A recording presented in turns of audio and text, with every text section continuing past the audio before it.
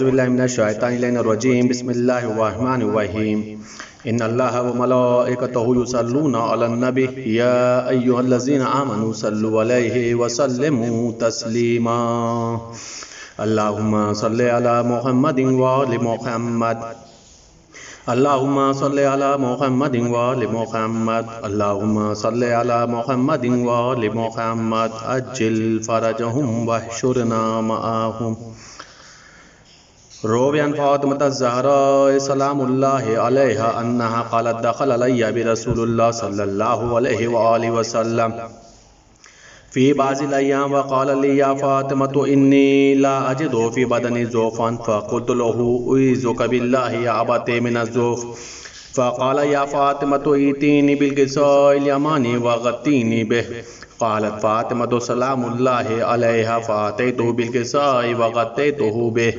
وسیرت انظر الیہ واذا وجهه یطلع نورا کانہ بدر فی لیلۃ تمامہ وکمالہ قالت فاطمة سلام اللہ علیہ فما كانت الا ساعة واذا بولد الحسن علیہ السلام قد اقبل وقال السلام علیک یا امہ فقلت علیک السلام یا قرۃ عینی وثمرۃ فؤادی فقال لی یا امہ انی اشم عندک رائحة طیبہ کان رائحۃ جد رسول اللہ صلی اللہ علیہ وآلہ فقلت نعم ان جدک نائم تحت الکساء فقال الحسن علیہ السلام نائب الکساء وقال السلام علیک یا جد السلام علیک یا رسول اللہ اتاذن لی ان ادخل معک تحت هذا الکساء فقال له نعم قد اذنت لك فدخل الحسن علیہ السلام معه تحت الکساء قالت فاطمة سلام اللہ علیہ فما كانت الا ساعة واذا بولد الحسین علیہ السلام قد اقبل وقال السلام علیک یا امہ فقلت علیک السلام یا قرۃ عینی وثمرۃ فؤادی فقال یا امہ انی اشم عندک رائحة طیبہ کان رائحۃ جد رسول اللہ صلی اللہ علیہ وآلہ فقلت نعم ان جدک واخاک نائمان تحت هذا الکساء فادن الحسین علیہ السلام نائب الکساء وقال السلام علیک یا جد السلام علیک یا من اختار اللہ اتاذن لی ان اکون معکما تحت هذا الکساء فقال له نعم قد اذنت لك یا حسین فدخل معهم الحسین تحت الکساء قالت فاطمة علیہ السلام فما كانت الا ساعة واذا بأبي الحسن علی علیہ السلام قد اقبل فقال السلام علیک یا بنت رسول اللہ فقلت علیک السلام یا امیر المؤمنین فقال یا فاطمة انی اشم عندک رائحة طیبہ کان رائحة اخی وابن امی رسول اللہ فقلت نعم ہوا ما ولدیک نائم تحت هذا الکساء فاقبل علی علیہ السلام نائب الکساء وقال السلام علیک یا من اختار اللہ اتاذن لی ان ادخل معکم تحت هذا الکساء قال نعم قد اذنت لك فدخل علی علیہ السلام معهم تحت الکساء قالت فاطمة سلام اللہ علیہا ثم اقبلت نحو الکساء وقلت السلام علیک یا ابتاه والسلام علیک یا رسول اللہ اتاذن لی ان ادخل معکم تحت هذا الکساء قال نعم قد اذنت لك فدخلت معهم تحت الکساء قالت فاطمة فلما اكتملنا جميعا تحت الکساء قال الله تعالى اعلموا يا ملائكتي وسكان السماوات وعزتي وجلالي اني ما خلقت سماء مبنية ولا ارضا مدهية ولا قمرا منيرا ولا شمسا مضيئة ولا فلكا يدور ولا بحرا يجري ولا فلكا يسري الا في محبة هؤلاء الخمسة الذين هم تحت الكساء فقال جبرائيل عليه السلام يا رب ومن تحت الكساء قال الله تعالى هم اهل بيت النبوة ومعدن الرسالة وهم فاطمة وابوها وبالها وبنوها فقال جبرائيل يا رب اتاذن لي ان اهبط الى الارض لكون معهم سادسا فقال الله تعالى نعم قد أذنت لك فبت الأمين جبرائيل وأقبل نحو الكساء وقال السلام عليك يا رسول الله السلام عليك يا من اختار الله إن الله عز وجل يقرأك السلام ويخصك بالتحية والإكرام ويقول لك وعزتي وجلالي إني ما خلقت سماء مبنية ولا أرضا مدهية ولا قمر منيرا ولا شمس مزية ولا فلكا يدور ولا بحرا يجري ولا فلكا يسري إلا لأجلكم ومحبتكم وقد أذن لي أن أدخل معكم تحت هذا الكساء فهل تأذن لي أنت يا رسول الله أن أدخل معكم فقال قد أذنت لك فدخل جبرائيل معهم تحت الكساء وقال لهم إن الله قد أوحى إليكم يقول إنما يريد الله ليذهب عنكم رجس أهل البيت ويطهركم تطهيرا. فقال علي عليه السلام يا رسول الله أخبرني ما لجلوسنا هذا تحت الكساء من الفضل عند الله تعالى. فقال النبي والذي بعثني بالحق النبي واصطفاني برسالة نجيا ما ذكر خبرنا هذا في محفل من محافل أهل الأرض وفيه جمع من شيعتنا ومحبين إلا ونزلت عليهم الرحمة وحفت بهم الملائكة واستغفرت لهم إلى أن يتفرقوا. فقال علي عليه السلام إذن والله فوزنا وسعيدنا وكذلك شيعتنا فازوا وسعدوا ورب الكعبة. فقال رسول الله والذي بعثني بالحق النبي واصطفاني برسالة نجيا ما ذكر خبرنا هذا في محفل من محافل أهل الأرض وفيه جمع من شيعتنا وفيه محموم إلا وفرج الله همه ولا مغموم إلا وكشف الله غمه ولا طالب حاجة إلا وقضى الله حاجته. فقال علي عليه السلام إذن والله فوزنا وسعدنا وكذلك شيعتنا فازوا وسعدوا في الدنيا والآخرة. اللهم صل على محمد وآل محمد اللهم صل على محمد وآل محمد اللهم صل على محمد وآل محمد. بسم الله الرحمن الرحيم. اللهم إني أسألك بحق محمد وأنت المحمود وبحق علي وأنت الأعلى وبحق فاطمة وأنت فاطر السماوات والأرض وبحق الحسن وأنت المحسن وبحق الحسين وأنت قديم الإحسان وبحق الأئمة التسعة الطاهرين من ذرية الحسين عليهم السلام. خون سے ہموار راہ کربلا مسلم نے کی، خون سے ہموار راہ کربلا مسلم نے کی، ہر قدم پر شاہ والا سے وفا مسلم نے کی. جس کی سب سے آخری منزل پہ پہنچے ہے حسین، جس کی سب سے آخری منزل پہ پہنچے ہے حسین، اس شہادت کے سفر کی ابتدا مسلم نے کی، اس شہادت کے سفر کی ابتدا مسلم نے کی. آج شب شہادت فرزندان جناب مسلم ابن عقیل ہے. حارث خدا کو مان یہ جور و جفا نہ کر، حارث خدا کو مان یہ جور و جفا نہ کر، مسلم کے لاڈلوں کو سروں سے جدا نہ کر. حارث خدا کو مان یہ زور و جفا نہ کر، مسلم کے لاڈلوں کو سروں سے جدا نہ کر. بچوں کے سر کو کاٹ کے کیا ہاتھ آئے گا، بچوں کے سر کو کاٹ کے کیا ہاتھ آئے گا، بے باپ کے ہے ماں سے تو ان کو جدا نہ کر. حارث خدا کو مان یہ زور و جفا نہ کر، مسلم کے لاڈلوں کو سروں سے جدا نہ کر. تو ان کے سن کو دیکھ، یتیمی کے غم کو دیکھ، تو ان کے سن کو دیکھ، یتیمی کے غم کو دیکھ، اور چھوٹے چھوٹے بچوں پر ظلم و جفا نہ کر. حارث خدا کو مان یہ زور و جفا نہ کر، مسلم کے لاڈلوں کو سروں سے جدا نہ کر.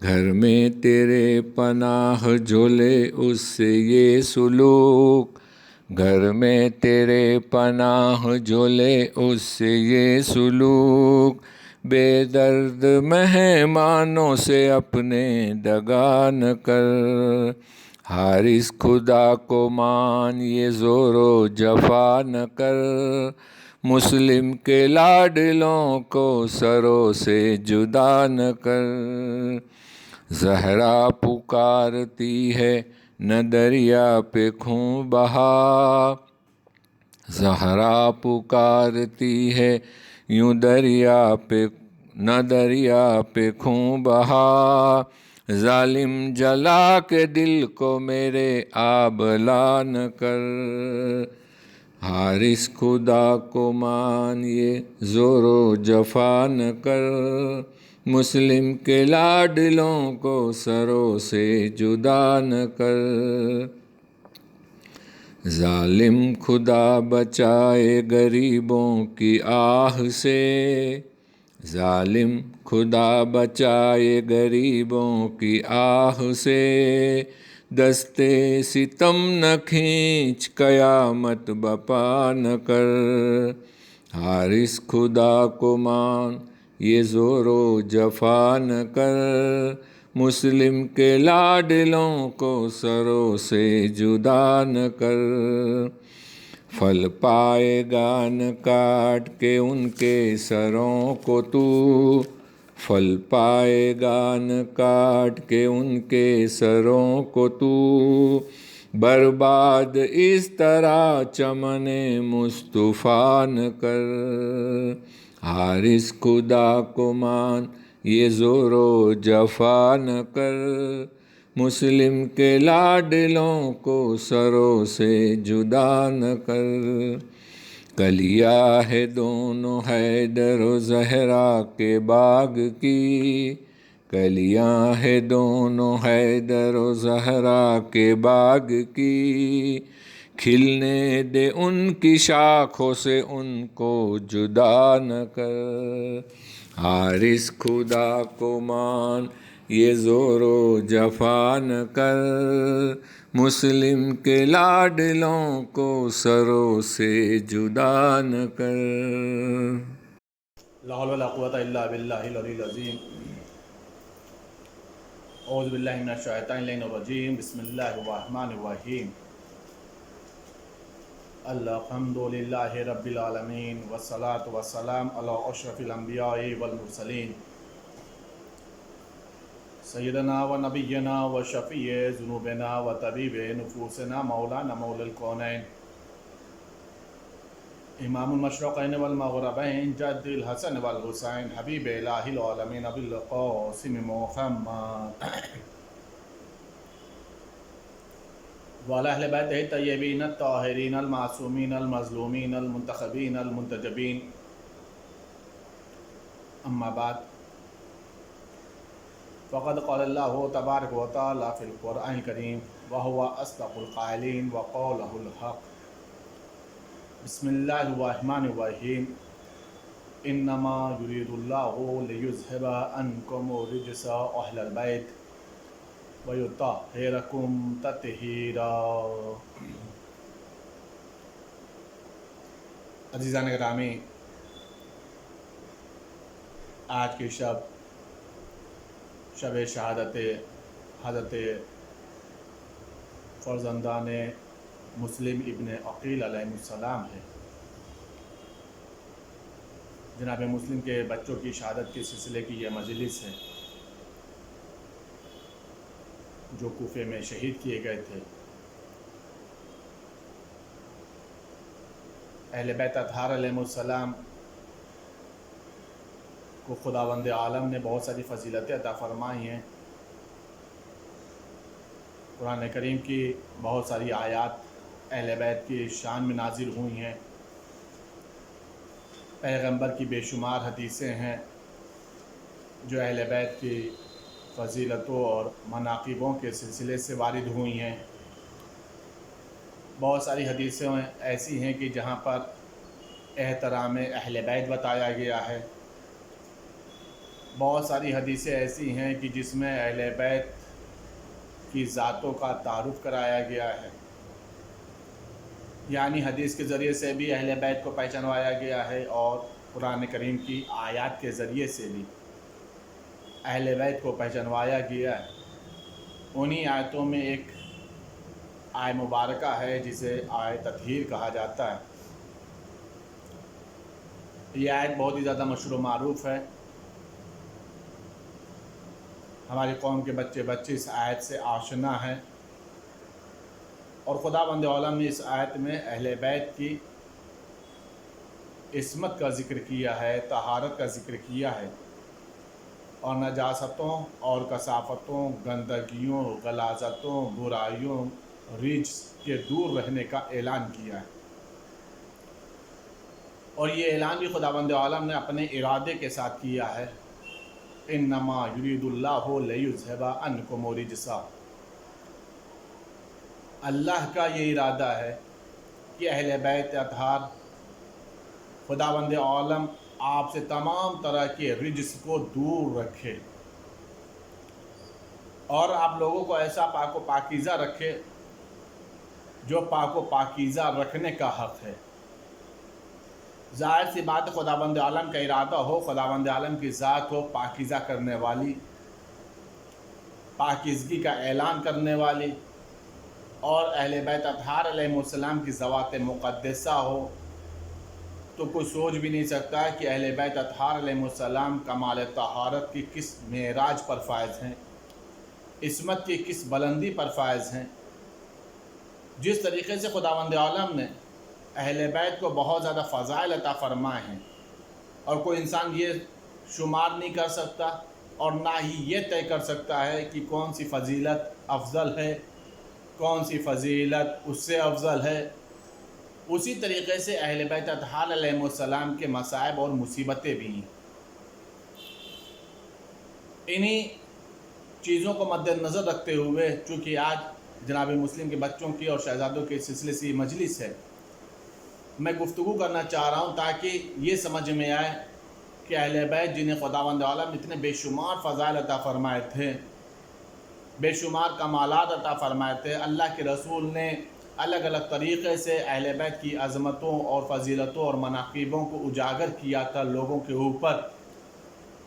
اس کے بعد بھی لوگ اہل بیت کے اس قدر دشمن کیسے ہو گئے، اور لوگ اہل بیت اطہار علیہ السلام سے اس قدر دشمنی کیوں کرنے لگے؟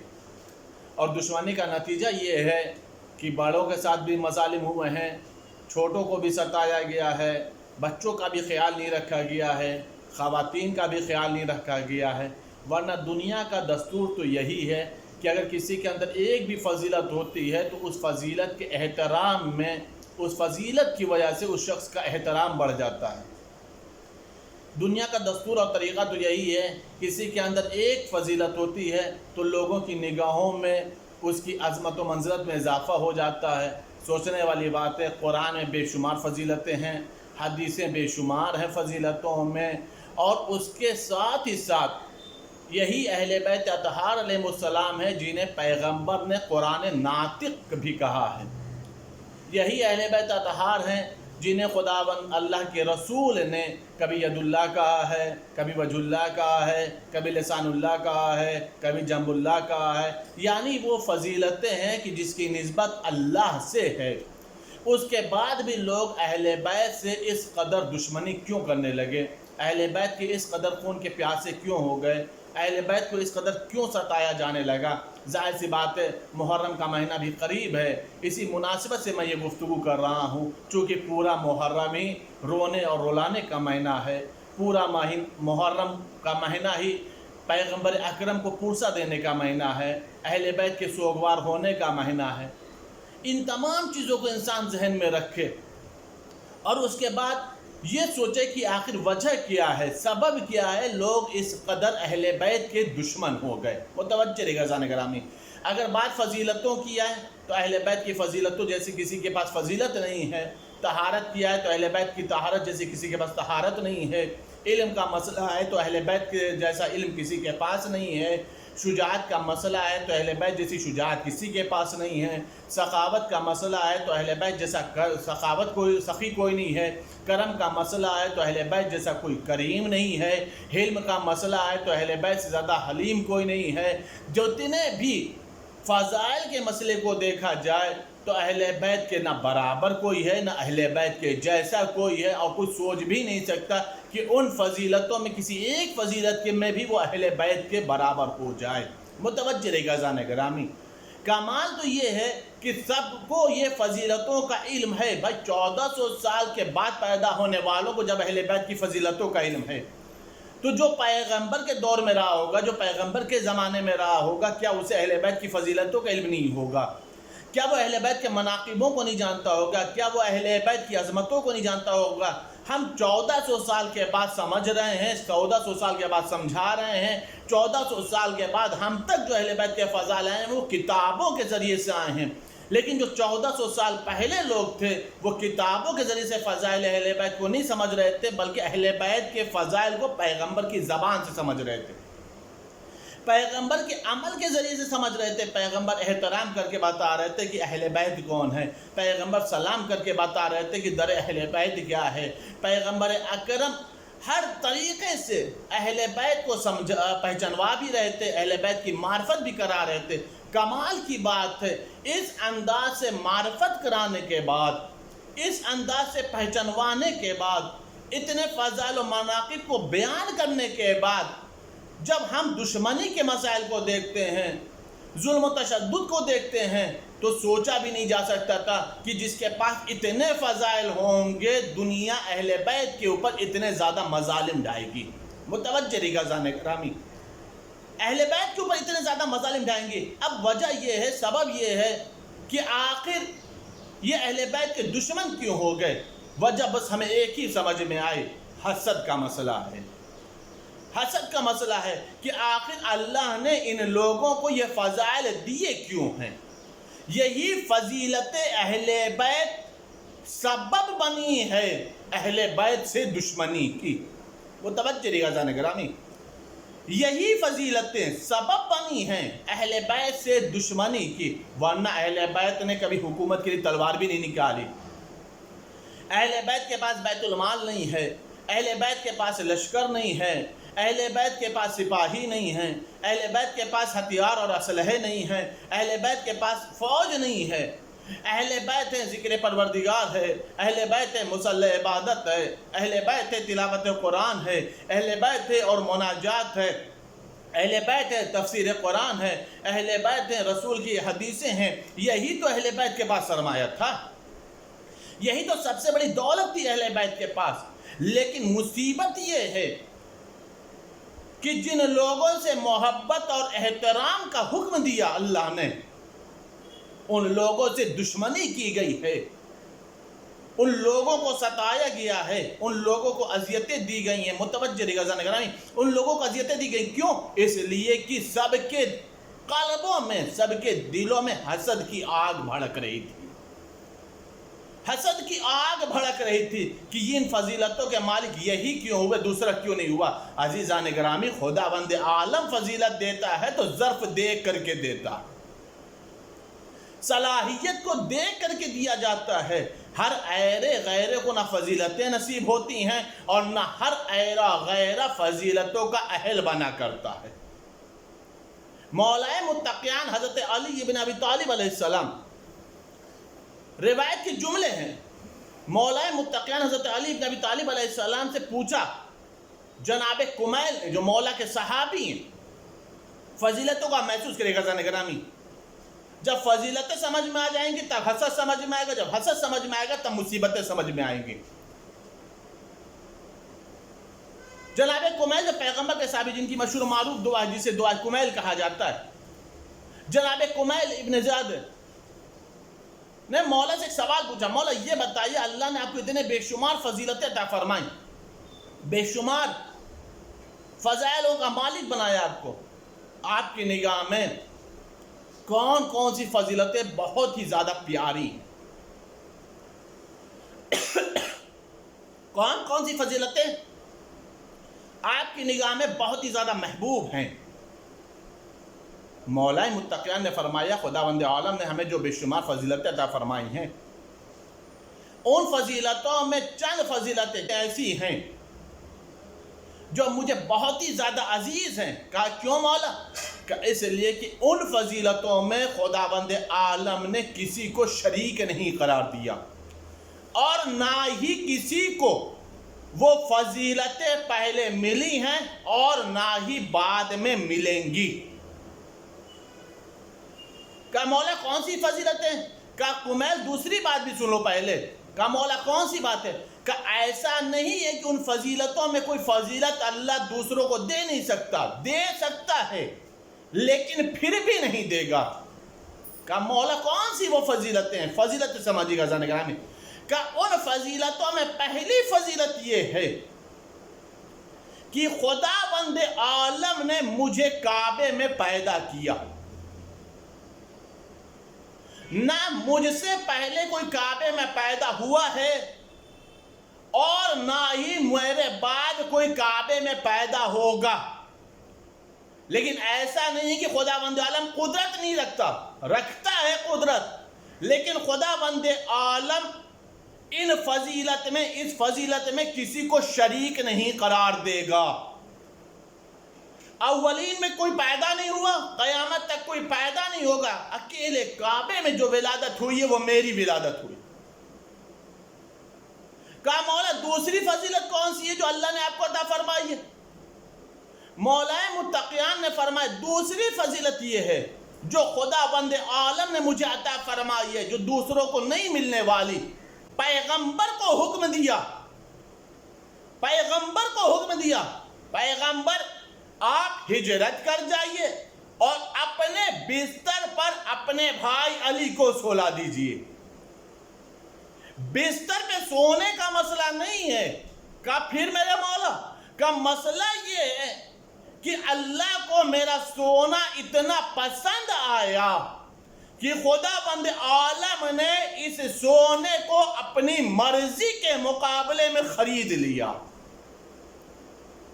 عزیزان گرامی روک کر کے ایک جملہ عرض کر، عام طور پر یہ کہا جاتا ہے عبادت میں خلوص ہونا چاہیے، عبادت میں خضوع خشوع ہونا چاہیے، عبادت خالص ہونا چاہیے، عبادت میں ریاکاری نہیں ہونا چاہیے، عبادت میں دکھاوا نہیں ہونا چاہیے، عبادت میں مقابلہ نہیں ہونا چاہیے۔ کیوں؟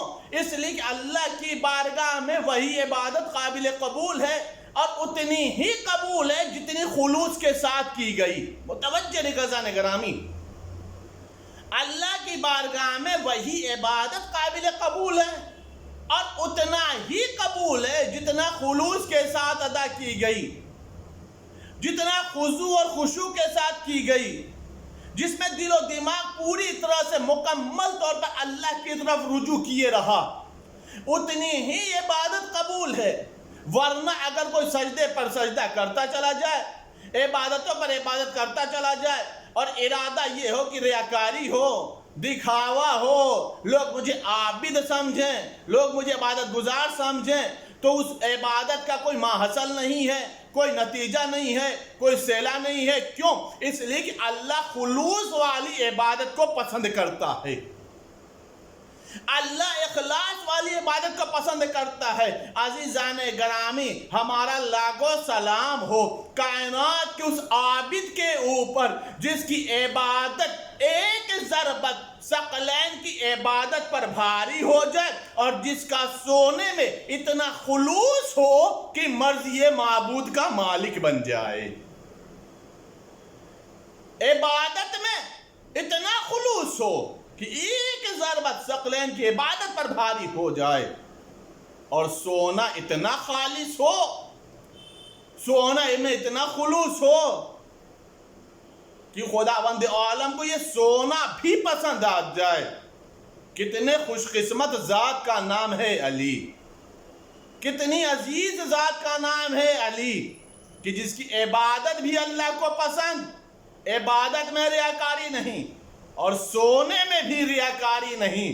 سونے کا حکم تھا تو جیسا سونا تھا ویسا ہی علی نے سو کر کے دکھایا، اسی انداز سے، اسی نیت سے سوئے کہ اللہ کو وہ سونا پسند آ گیا۔ کیا تیسری فضیلت کون سی ہے میرے مولا جو آپ کا بہت ہی زیادہ عزیز ہے؟ مولا نے برجستہ ایک جملہ فرمایا، بنت رسول کا ہمسر ہونا، بنت رسول کا کوفو بننا، بطول کا شوہر بننا، یہ فضیلت وہ ہے جو اللہ نے مجھے عطا فرمائی، اور ان فضیلتوں میں اللہ نے کسی کو شریک نہیں کیا۔ ایسا نہیں بستر رسالت پر سو کر کے مرضی معبود کے خریدار کا نام ہے امیر المومنین، اور شوہر بطول کا نام ہے امیر المومنین۔ اور کمال یہ ہے کہ ظاہر سے ولادت کا جہاں تک مسئلہ تھا وہ قبضے میں نہیں ہے، اختیار و قدرت میں نہیں ہے۔ شوہر بطول ہونے کی خواہش بہتوں نے کی، رشتے دیے۔ عزیزان گرامی، اللہ نے بالکل سیدھا سا مسئلہ طے کر دیا، دنیا والوں یاد رکھو، کبھی بھی علی کے مقابلے میں آنے کی کوشش نہ کرنا۔ جو فضیلتیں ہم نے علی کے لیے مخصوص کی ہیں، جو فضیلتیں ہم نے علی کے لیے معین کی ہیں، اگر تم ان فضیلتوں میں حاصل کرنے کی بھی کوشش کرو گے تو خداوند عالم تمہیں راستے سے روک لے گا۔ جن لوگوں نے پیغمبر کو قتل کرنے کی سازش کی تھی، جب بستر پہ امیر المومنین کو دیکھا ہوگا اور ان کی پوری پلاننگ فیل ہو گئی ہوگی کہ یہی علی ہیں جنہوں نے پیغمبر کو پھر بچا لیا، علی کے مقابلے میں حسد پیدا ہوگا یا نہیں ہوگا؟ جن لوگوں کے رشتوں کو پیغمبر نے یہ کہہ کے ٹھکرا دیا کہ بطول کی رشتے کی ذمہ داری اللہ کے اوپر ہے، زہرا کی شادی کی ذمہ داری اللہ کے اوپر ہے، اور جب رشتہ علی سے ہوا ہوگا تو حسد پیدا ہوا ہوگا یا نہیں ہوا ہوگا؟ یہی وہ مسائل ہیں، یہی وہ چیزیں ہیں کہ جن کی بنیاد پر لوگوں نے علی اور اولاد علی سے دشمنی کی، ورنہ ایسا نہیں ہے کہ لوگ علی کو جانتے نہیں تھے یا اولاد علی کو جانتے نہیں تھے۔ کمال یہ ہے کہ ان فضیلتوں کے بعد بھی اہل بیت کو جب موقع ملا ہے تب فخر و مباحت کیا ہے، جب سامنے سے سوالات ہوئے ہیں تب فخر و مباحت کیا، میں اس جملے کا ذمہ دار ہوں، ورنہ خود اہل بیت اطہار علیہ السلام نے ہر جگہ جا کر کے اپنی فضیلتوں کو بیان نہیں کیا ہے۔ جہاں ضرورت پڑی ہے کہ فخر و مباحت کرنا ہے تو فخر و مباحت کیا ہے، جہاں پر اس بات کی ضرورت پڑی ہے کہ لوگ پہچان نہیں نہ اپنے آپ کو پہچانوایا جائے تب اہل بیت نے فخر و مباحت کیا ہے۔ جب اہل بیت کو اس بات کا خیال آیا ہے کہ اگر میں نے اپنے آپ کو ظاہر نہیں کیا تو دشمن وہی سمجھے گا جو لوگوں کو سمجھایا جا رہا ہے، لوگ وہی سمجھیں گے جو دشمن سمجھانا چاہ رہا ہے، اس وقت اہل بیت نے اپنے فضائل کا اظہار کیا، جس کی سب سے بڑی مثال ہے چوتھے امام حضرت علی ابن حسین امام زین العابدین علیہ السلام کا خطبہ جو انہوں نے یزید کے دربار میں دیا ہے۔ مولا قیدی تھے، میں مصائب نہیں پڑھ رہا ہوں، صرف اور صرف اس بات کو سمجھانے کی کوشش کروں کہ اہل بیت نے ان فضائلوں کو اسی وقت آشکار کیا ہے، ان فضائلوں کو اسی وقت ظاہر کیا ہے، اسی وقت فخر و مباحت کیا ہے، اسی وقت اپنے فضائل کو بیان کیا ہے جہاں پر ضرورت کو محسوس کیا ہے، جہاں پر فضائل کا بیان کرنا ضروری سمجھا ہے وہاں پر اپنے فضائلوں کا اظہار کیا ہے۔ یزید کے دربار میں کیا ہو رہا تھا؟ ہر یزیدی خطیب جو یزید کی جی حضوری کر رہے تھے، جو یزید کے ساتھی یزیدی مزاج تھے، یزیدی خون دوڑ رہا تھا، یزید کے لقمے پہ پرورش پا رہے تھے، یزید کے بیت المال کے ذریعے سے خطیب بنے تھے، جن کی نگاہوں میں یہ مسئلہ نہیں تھا کہ خدا ناراض ہو جائے گا، ان کی نگاہوں میں یہ مسئلہ تھا کہ یزید راضی رہنا چاہیے، یزید خوش رہنا چاہیے۔ سب کے سب دربار میں چوتھے امام قیدی بنے ہوئے، ہر ایک جا رہا ہے اور جا کر کے امام حسین علیہ السلام کی شان میں گستاخی، یزید کی شان میں تعریف، حتیٰ کہ العیاذ باللہ خدا معاف فرمائے چوتھے امام کے سامنے یزید کے دربار میں یزید کو یزیدی خطیب امیر المومنین کہہ کر کے خطاب کر رہے تھے. یزید کو امیر المومنین تک کہا جا رہا تھا. عزیزان گرامی، ہم لوگوں کو آج 1400 سال بعد اتنا دکھ ہوتا ہے، درد ہوتا ہے کہ امیر المومنین کے لقب کو ایک شرابی کے لیے استعمال کیا جا رہا ہے.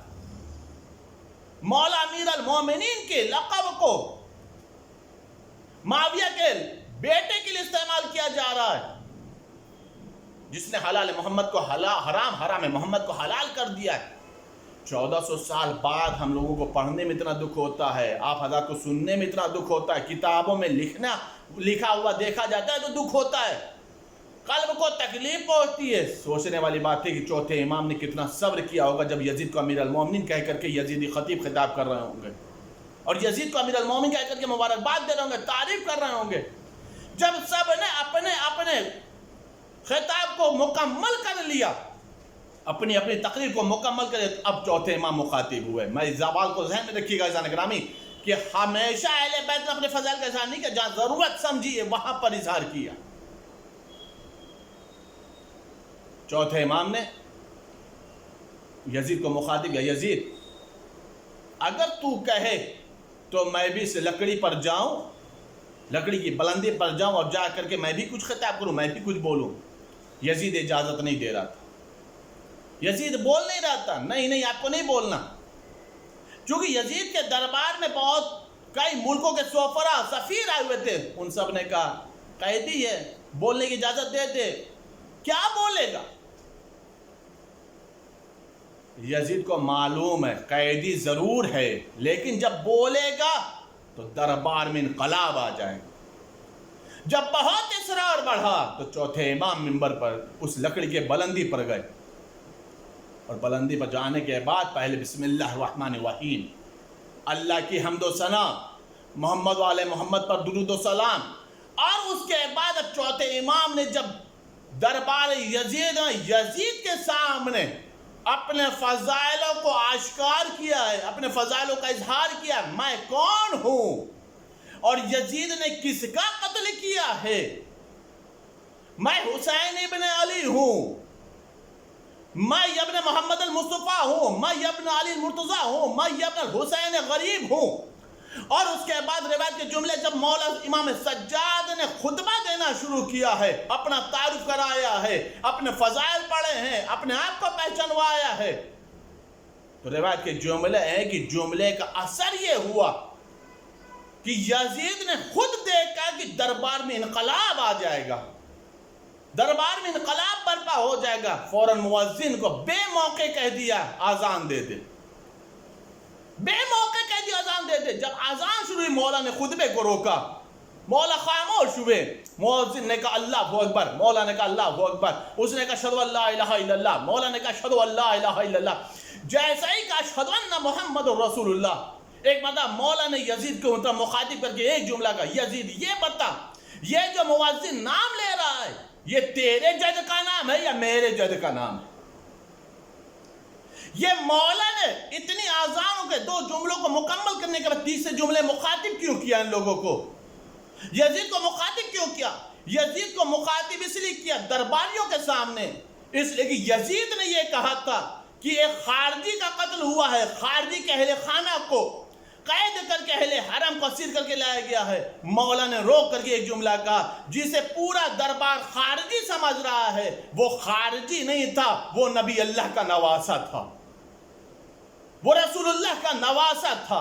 عزیزان گرامی آپ نے غور فرمایا کبھی کبھی فضائلوں کا پڑھنا بھی واجب ہو جاتا ہے، ضروری ہو جاتا ہے اہل بیت اطہار علیہ السلام کی. کیوں؟ تاکہ دشمن کو معلوم ہو جائے کہ اہل بیت کی ذات کیا ہے، اہل بیت کی فضیلتیں کیا ہیں، اہل بیت کی عظمت کیا ہے. عزیزان گرامی، جن اہل بیت کو اللہ نے اتنے فضائل دیے، اتنے مناقب دیے، ان سے دشمنی کی گئی، ان سے دشمنی کی گئی. قرآن کی آیت ہے اما الیتیم فلا تقہر، اے میرے پیغمبر یتیم کو قہر آلود نگاہ سے نہ دیکھنا، جھڑکنا نہیں. جب یتیم پر ظلم ہوتا ہے تو عرش الہی کانپ جاتا ہے۔ ائمہ کی وصیتوں میں ہے یتیموں کا خیال رکھنا، بیواؤں کی خبرگیری لینا، اور اہل بیت کی سیرت میں بھی ہے کہ اہل بیت یتیموں کے ساتھ حسن سلوک کرتے تھے، اچھا سلوک کرتے تھے۔ آج ہمیں جناب مسلم کے یتیموں کا مسائل پڑھنا، میں ان کے مسائل پڑھنے سے پہلے تاریخ کی ایک حقیقت آپ کے سامنے پیش کروں کہ اہل بیت میں جب کوئی یتیم ہوا ہے تو اس کے ساتھ ہوا کیا ہے، اور شاید ہو سکتا ہے کہ اس کے بعد میں مسائل پڑھ بھی نہ پاؤں، لیکن جو میں تاریخ کی حقیقت آپ کے سامنے پیش کر رہا ہوں، تحقیق پیش کر رہا ہوں آپ کے سامنے چند جملوں میں، اس کے اوپر آپ آگے جتنا بڑھتے چلے جائیں گے تو آپ کو سمجھ میں آئے گی اہل بیت کے ساتھ کیا ہوا ہے۔ شریعت کا حکم ہے یتیم کے ساتھ حسن سلوک کرو، قرآن کی آیت ہے یتیم کو قہر آلود نگاہ سے نہ دیکھو، معصومین کی حدیث ہے کہ یتیموں کی خبرگیری کرو، جب یتیم پر ظلم و ستم ہوتا ہے تو عرش الہی کانپ جاتا ہے۔ معصوم کی حدیث بتاؤں، معصوم فرماتے ہیں کہ اگر تمہارے سامنے کوئی یتیم بچہ ہو تو اس یتیم بچے کے سامنے اپنے بچوں کو پیار مت کرو، اس یتیم بچے کے سامنے، اگر تمہارے سامنے یتیم بچہ کوئی ہو تو اس یتیم بچے کے سامنے اپنے بچوں کو پیار مت کرو۔ کیوں؟ اس لیے کہ یتیم کا دل نازک ہوتا ہے، جیسے ہی تم اپنے بچے کو پیار کرے گو تو اس یتیم کو اپنا باپ یاد آئے گا۔ بہت مشکل ہوتا ہے کسی یتیم کا مصائب پڑھنا، آنکھیں اشکبار ہو جاتی ہیں، قلب رونے لگتا ہے۔ میں اپنی کیفیت بتاؤں کہ میرا جسم خود کانپنے لگتا ہے، میں کسی یتیم کا مصائب نہیں پڑھ پاتا، اور بھی اگر مسلم کی یتیم ہوں، اللہ کرے کہ میں کسی حد تک مصائب پہنچا سکوں، کسی حد تک ان شہزادوں کا حق ادا کر سکوں تاکہ وہ شہزادے ہمارے شفیع بن جائیں، ہماری نجات کا ذریعہ اور سبب بن جائیں۔ مولا کیا فرماتے ہیں کہ کبھی کسی یتیم کے سامنے اپنے بچوں کو پیار مت کرو۔ کیوں؟ اس لیے کہ اس کو اپنا بچہ یاد آتا، اپنا والد یاد آتا کہ میرا باپ ہوتا تو مجھے بھی پیار کرتا۔ اتنی بات اگر آپ سمجھ گئے ہوں تو اب میں آپ کو تاریخ کی حقیقت سمجھاؤں۔ اہل بیت کی مظلومیت میں ایک مظلومیت یہ بھی ہے کہ جو بھی یتیم یا یتیمہ ہوئی ہے اس کے ساتھ حسن سلوک نہیں ہوا، اس کے ساتھ اچھا سلوک نہیں ہوا، قوم نے اچھا سلوک نہیں کیا، امت پیغمبر نے اچھا سلوک نہیں کیا۔ میں آپ کو جلدی جلدی 2-3 منظر دکھا رہا ہوں، اسی منظر کے ذیل میں آپ پوری تاریخ کا تجزیہ کر لیجئے گا۔ زہرا یتیمہ ہوئی، پیغمبر کا سایہ سر سے اٹھا، اور جب پیغمبر کا سایہ سر سے اٹھا ہے تو مسلمان جو کلمہ پڑھتے تھے پیغمبر کا، زہرا کے ساتھ کیا سلوک کرنا چاہیے تھا؟ اپنے گھر کی خواتین کو بھیجتے، زہرا کو پھرسا دیتے، زہرا کو تعزیت دیتے، زہرا کو ان کے والد کے گزرنے کی تعزیت پیش کرتے۔ لیکن مدینہ رسول ہے، رسول کی بیٹی یتیمہ ہوئی ہے، رسول کا سایہ سر سے اٹھا ہے، اور زہرا کے یتیمہ ہونے کے بعد کسی نے پرسا نہیں دیا۔ پتہ ہے کیا ہوا؟ کسی نے گھر میں آگ لگائی، کسی نے جلتا ہوا دروازہ گرایا، کسی نے جلتے ہوئے دروازے کی میخوں کو سینہ زہرا میں پیوست کیا، کسی نے محسن کی شہادت کا سبب بنا، اور کسی نے ابو الحسن کے گلے میں رسی کا پھندا ڈال کر کے کھینچتے ہوئے لے گئے۔ یہ کس کے ساتھ ہوا ہے؟ اہل بیت کی اس فرد کے ساتھ جسے بنت رسول کہا جاتا ہے، جب وہ یتیمہ ہوئی ہے۔ دوسرے یتیم کا ذکر سنو کے ستارو، دوسرا یتیم وہ ہے کہ جب جناب قاسم یتیم ہوئے تھے تو ان کی عمر صرف اور صرف 3 سال کی تھی، 3 سال کی تھی. ظاہر سی بات ہے 3 سال کا شہزادہ جب یتیم ہو تو اسے تو یہی ہوگا نا کہ بابا کا سایہ اڑ گیا تو کیا ہوا، امت ہے، رسول کا کلمہ پڑھنے والے ہیں، میرے بابا کا جنازہ شان سے اڑ جائے گا اور شان کے ساتھ دفن ہو جائے گا، مجھے کوئی تکلیف نہیں ہوگی. لیکن اس 3 سال کے قاسم نے جب یتیمی کا داغ دیکھا ہے تو انہیں 3 سال کی کمسنی میں یہ بھی دیکھا کہ بابا کے جنازے پر 70 تیر لگائے گئے. بابا کے جنازے کی توہین ہوئی، بابا کے جنازے کو باپ نانا کے پہلو میں، جد کے پہلو میں دفن نہیں ہونے دیا گیا. عزادارو یہ تاریخ کا دوسرا یتیم ہے جس کے ساتھ حسن سلوک نہیں ہوا. تیسرا یتیم عزادارو قیامت کی یتیمہ ہے جسے سکینہ بنت الحسین کہا جاتا ہے. جب یہ یتیمہ ہوئی تو اس نے مسلم کی یتیمہ کو دیکھا تھا کہ جب بابا کا سایہ سر سے اٹھتا ہے تو کوئی دست شفقت پھیرتا ہے، کوئی گوشوارے پہناتا ہے. سکینہ حسرت لے کر کے بیٹھی نہیں، بابا مارا گیا ہے، ابھی کوئی آئے گا، کوئی سر پہ دست شفقت پھیرے گا، کوئی تسلیت دے گا، کوئی تعزیت دے گا. لیکن سکینہ کی یہ حسرت پوری نہ ہوئی. جب بابا کا سایہ سر سے اٹھا تو کسی نے تماچے مارے، کسی نے گوشوارے چینے. یہ تاریخ کی تیسری یتیمہ ہے جس کے ساتھ اچھا سلوک نہیں ہوا. اور چوتھی یتیمہ عجیب و غریب ہے. چوتھا یتیم وہ ہے جسے سید سجاد کہا جاتا ہے. جب یتیم ہوا امید ہوگی کہ شاید کوئی آئے گا سینے سے لگائے گا، کوئی پرسا دے گا، لیکن آئے ضرور، کربلا کے لوگ آئے ضرور. لیکن کیسے آئے پتہ ہے؟ کوئی ہتھ گھڑی لے کر کے آیا، کوئی بیڑی لے کر کے آیا، کوئی خاردار توک لے کر کے آیا. عزادارو یہ اہل بیت کے یتیموں کے ساتھ سلوک ہو رہا ہے. انہیں یتیموں میں مسلم کے 2 شہزادے ہیں. مسلم کے 2 شہزادے، صاحب لواج الاحسان، کتاب کا نام ہے لواج الاحسان. صاحب لواج الاحسان کہتے یہ ہیں کہ جناب مسلم کی شہادت کے بعد جناب مسلم کے دونوں شہزادوں کو ابن زیاد کے سامنے پیش کیا گیا. عزادارو بس میں مجلس کو تمام کر رہا ہوں. ابن زیاد کے سامنے پیش کیا گیا. جب ابن زیاد کے سامنے پیش کیا گیا ہے تو ابن زیاد نے کہا قید خانے میں ڈال دو اور انہیں بھر پیٹ نہ کھانا دینا اور نہ سیراب ہونے کے لیے پانی دینا. روایت کے جملے ہیں. صاحب لواج الاحسان کہتے یہ ہے کہ پورے 24 گھنٹے میں 1 جو کی روٹی ملتی تھی اور 1 کوزہ پانی ملتا تھا. اور صاحب لواج الاحسان کہتے یہ ہے کہ 1 سال تک یہ دونوں شہزادے قید رہے. 1 سال تک دونوں شہزادے قید رہے. ایک دن بڑے بھائی نے چھوٹے بھائی سے کہا اگر ہم لوگ ایسے ہی رہے تو پوری زندگی یہی گزر جائے گی. کہا پھر کیا کیا جائے؟ آج جب رات میں دروغ زندان آئے گا تو ہم لوگ اس سے اپنا تعارف کرایا جائے گا. روایت کے جملے دروغ زندان آیا اور روایت کے جملے جیسے دروغ زندان آئے تو مطلب بڑے بھائی نے کہا اے بھائی یہ بتا، اے شیخ یہ بتا کیا تو محمد مصطفیٰ کو جانتا ہے؟ کہا میں ان کا کلمہ پڑھتا ہوں.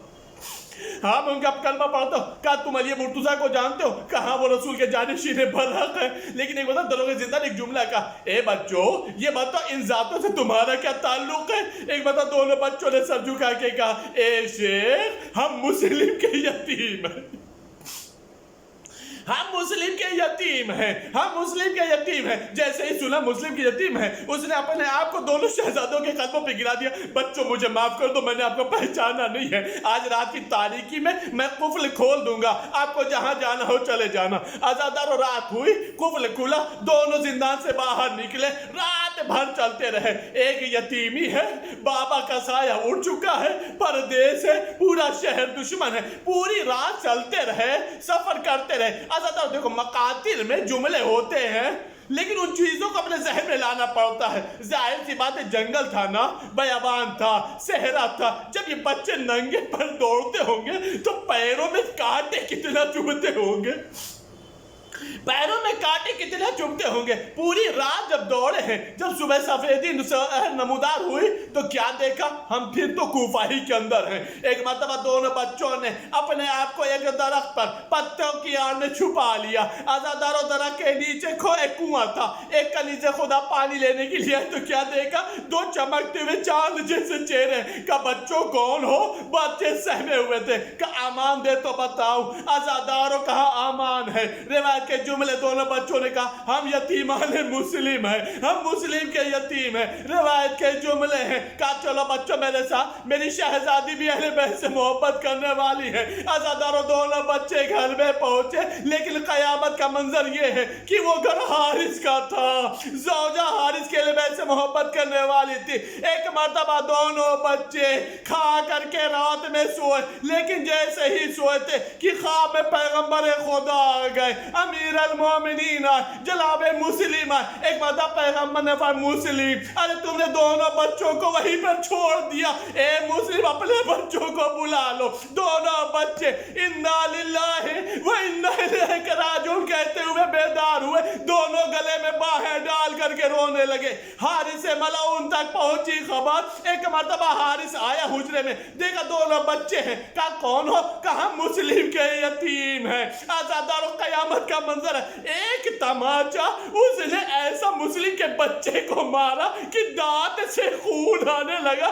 دونوں بچے رات بھر ستون سے باندھ کر کھڑے کیے گئے. فرات کے کنارے صبح لے گیا. ایک مرتبہ بڑا بھائی کہتا ہے پہلے مجھے قتل کر دو, چھوٹا بھائی کہتا ہے پہلے مجھے قتل کر دو. ایک مرتبہ حارث کی تلوار چلی, بڑے بھائی کے سر و تن میں جدائی ہوئی, تن کو فرات پہ ڈالا. ایک مرتبہ دوسرا بھائی تڑپ ہی رہا تھا کہ دوسرے بھائی کے سر و تن میں جدائی کی. دوسرا بھائی کے بھی سر کو لیا اور لے جا کر کے تن کو فرات پہ ڈالا. مقاتل لکھتے یہ ہے کہ بڑے بھائی کا جنازہ تخت آپ کے اوپر اس وقت تک رکا رہا جب تک دوسرے بھائی کا جنازہ نہ آ گیا. دونوں بھائیوں نے گلے میں باہیں ڈالی.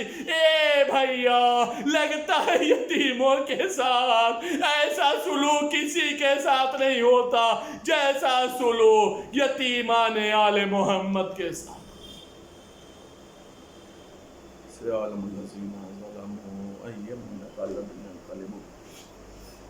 اِنَّا لِلَّهِ وَإِنَّا إِلَيْهِ رَاجِعُونَ. مانوا تجھے واسطہ ہے محمد والے محمد کا, ہمارے سے مختصر لیکن اہم اعمال کو قبول فرما. ہمارے اشکازہ کو رمال زہرہ میں جگہ عطا فرما. ہمارے اشکازہ کو ہماری شفاعت و نجات کی ضمانت بنا. پرچم اسلام کو بلندی عطا فرما. پرچم کفر و شرک و نفاق کو سرنگون فرما. میرے معبود دشمنان اہل بیت ان سب کو نیست و نابود فرما. محبان اہل بیت جہاں کہیں بھی میرے معبود ان سے کوئی جان مال عزت و آبرو کی حفاظت فرما. تمام لوگوں کا آفات عارضی اور سماوی اور خاص طور سے اس وبائی امراض سے تحفظ عطا فرما. میرے معبود ہم سب کو تمام اتباعات اولیاء جناب مسلم کے بچوں کے, جناب مسلم کے روزے کے اور حج بیت اللہ کی ذات نصیب فرما. جو بھی مکان ان صاحب مکان بنا, جو بھی اولاد ان صاحب اولاد بنا. ذریت زہرہ میں زیادتی فرما. میرے معبود جتنے بیمار ان سب کو شفا کلی عطا فرما. ہم سب کو دامن قرآن دامن اہل بیت ولایت اہل بیت سے متمسک رکھ. امام زمانہ علیہ السلام نزول میں تعجیل فرما. ہم سب کو ان کے اعوان انصار میں شمار فرما. اللہم تقبل منا انک انت السمیع العلیم بحق محمد وآلہ الطیبین الطاہرین. زیارت فرزندان جناب مسلم علیہ السلام. بسم اللہ الرحمن الرحیم. السلام علیکم یا قرۃ عین رسول اللہ. السلام علیکم یا فلذتی کبدہ ابن ام رسول اللہ. السلام علیکم یا ناصر حسیبت رسول اللہ. السلام علیکم ایھا السابقان فی شہادت من ذی الرحم رسول اللہ. السلام علیکم ایھا الشہیدان فی نصرت دین اللہ. السلام علیکم ایھا المظلومان القتیلان بارض کربلا. السلام علیکم ایھا المظلومان بایدی الاشقیاء. السلام علیکم ایھا المخلفان من مسلم ابن عقیل القتیل. السلام علیکم ایھا الذبیحان من نسل اسماعیل. السلام علیکم ایھا الحیان المرزوقان عند ربکم الجلیل. اشہد انکم جاہدتم فی نصرت دین اللہ و حمایت عطرت رسول اللہ حق الجہاد فجزاکم اللہ عنہ وعن نبیہ و اہل بیتہ وعن الاسلام و اہلہ افضل جزاء الشہداء و انما حظوظ السعداء و ارفع درجات الاتقیاء و الحقکم اللہ و ایانا بحقکما بآبائکما شرفاء من الانبیاء والاوصیاء والشہداء والصلحاء وحسن اولئک رفیقا ولا خیبنا اللہ من هذه السعادة والشفاعة هؤلاء الشفعاء آمین یا رب العالمین. السلام علیکم ورحمۃ اللہ وبرکاتہ. زیارت وارثہ. السلام علیکم یا ابا عبداللہ، السلام علیکم یا ابن رسول اللہ، السلام علیکم ورحمۃ اللہ وبرکاتہ، السلام علیکم یا وارث آدم صفوۃ اللہ، السلام علیکم یا وارث نوح نبی اللہ، السلام علیکم یا وارث ابراہیم خلیل اللہ، السلام علیکم یا وارث موسیٰ کلیم اللہ، السلام علیکم یا وارث عیسیٰ روح اللہ، السلام علیکم یا وارث محمد حبیب اللہ، السلام علیکم یا وارث امیر المؤمنین، السلام علیکم یا ابن محمد المصطفیٰ، السلام علیکم یا ابن علی المرتضیٰ، السلام علیکم یا ابن فاطمۃ الزہراء، السلام علیکم یا ابن خدیجۃ الکبریٰ، السلام علیکم یا سار اللہ وابن سارہ والوتر الموتور، اشہد انک قد اقمت الصلاۃ وآتیت الزکاۃ وامرت بالمعروف ونہیت عن المنکر واطعت اللہ ورسولہ حتی اتاک الیقین، فلعن اللہ امۃ قتلتک ولعن اللہ امۃ ظلمتک ولعن اللہ امۃ سمعت بذلک فرضیت بہ، یا مولایا یا ابا عبداللہ، اشہد انک کنت نورا فی الاصلاب الشامخہ والارحام المطہرہ، لم تنجسک الجاہلیۃ بانجاسها ولم تلبسک من مدلہمات ثیابها، واشہد انک من دعائم الدین وارکان المؤمنین، واشہد انک الامام البر التقی الرضی الزکی الہادی المہدی، واشہد ان الائمۃ من ولدک کلمۃ التقوی وعلام الہدی والعروۃ الوثقی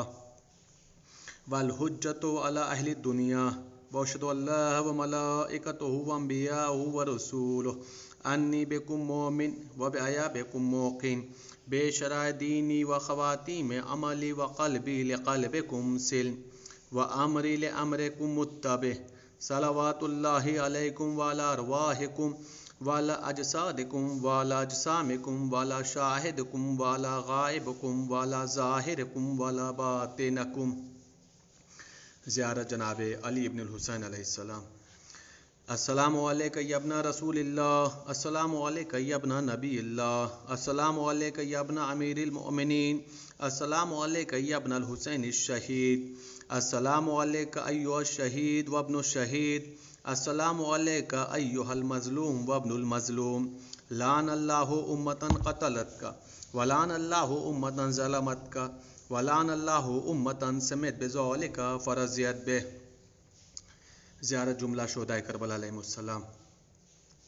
السلام علیکم یا اولیاء اللہ وحباؤہ، السلام علیکم یا اصفیاء اللہ واوداؤہ، السلام علیکم یا انصار دین اللہ، السلام علیکم یا انصار رسول اللہ، السلام علیکم یا انصار امیر المؤمنین، السلام علیکم یا انصار فاطمۃ الزہراء سیدۃ نساء العالمین، السلام علیکم یا انصار ابی محمد الحسن ابن علی ولی الناس، السلام علیکم یا انصار ابی عبداللہ، بے ابی انتم و امی طبتم وطابت الارض التی فیہا دفنتم وفزتم فوزا عظیما، فیا لیتنی کنت معکم فافوز معکم۔ زیارت جناب عباس علیہ السلام۔ السلام علیکم یا مولا ابو الفضل عباس علیہ السلام، یا ابن امیر المؤمنین علیہ السلام، السلام علیکم ایھا العبد الصالح المطیع للہ ولرسولہ، اشہد انک قد جاہدت ونصحت وصبرت حتی اتاک الیقین، لعن اللہ الظالمین لکم من الاولین والآخرین والحقهم بدرک الجحیم، السلام علیکم یا افضل الشہداء، السلام علیکم ورحمۃ اللہ وبرکاتہ، السلام علیکم یا غریب الغرباء، السلام علیکم یا معین الضعفاء والفقراء، السلام علیکم یا شمس الشموس، السلام علیکم یا انیس النفوس، السلام علیکم یا سلطان العرب والعجم، السلام علیکم یا ابو الحسن یا علی ابن موسیٰ رضا، السلام علیکم ورحمۃ اللہ وبرکاتہ، السلام علیکم یا صاحب العصر والزمان، الامان الامان الامان من فتنة الزمان، السلام علیکم یا شیخ القرآن، السلام علیکم یا خلیفۃ الرحمن، السلام علیک یا امام زمان ھذا اجل اللہ تعالی فرجک وسهل اللہ تعالی مخرجک وظہورک واجعلنا من اعوانک وانصارک ورحمۃ اللہ وبرکاتہ.